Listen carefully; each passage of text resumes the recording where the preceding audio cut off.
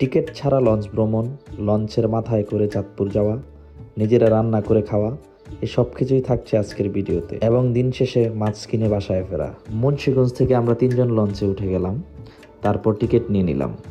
এই টিকিটটি শুধু ছিল লঞ্চে ওঠার জন্য, কোনো সিটের জন্য নয়। রূপম স্যারের সাহায্যে বসে পড়লাম লঞ্চের মাথায়। কিছুক্ষণ বসে ভয় পেলাম, তারপর আবার চলে আসলাম লঞ্চের ভিতরে। পুরো লঞ্চটা ঘুরে দেখলাম, অনেক মজা লাগলো। সিট না নেওয়াতে রূপম স্যারের একটু কষ্ট হয়েছে, তবে আমাদের জন্য মানিয়ে নিয়েছে। স্যারকে অসংখ্য ধন্যবাদ। লঞ্চের সামনের ভিউটা আসলে অসম্ভব সুন্দর। পুরো সময়টা অনুভব করার চেষ্টা করেছি। তারপর চলে গেলাম রান্না করতে। রান্না শেষে আমরা সবাই একসাথে খেলাম। জন প্রতি 200 টাকায় পেট ভরে খেলাম। তারপর রূপম স্যারের সাহস দেখলাম, ওটাকে ক্যামেরাবন্দি করলাম। তার পেছনে মাহবুব ভাই ছুটে চললো। অসম্ভব সুন্দর একটা জার্নি, লঞ্চ জার্নি। দেখতে দেখতে চলে আসলাম আমরা চাঁদপুর মোহনায়।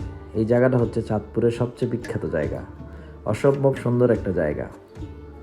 মাহবুব ভাই প্রতিটা কোণা ঘুরে ঘুরে দেখছেন।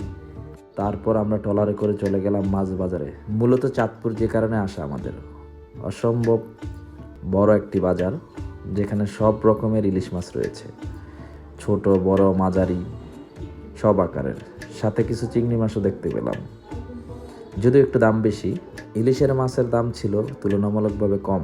500 থেকে 600 গ্রামের ইলিশ পাওয়া যাচ্ছে 1200 টাকায়। 800 থেকে 900 গ্রামের ইলিশ পাওয়া যাচ্ছে 1800 থেকে 2000 টাকার মধ্যে। কিছু মাছ নতুন, আবার কিছু ফ্রিজিং করা মাছ দেখতে পেলাম। মাছ দেখতে দেখতে হঠাৎ করে সামনে আসলো ছোট ছোট মাছ। এই সবগুলো মাছ বিক্রি হলো মাত্র 3000 টাকায়। নদীর তাজা মাছ।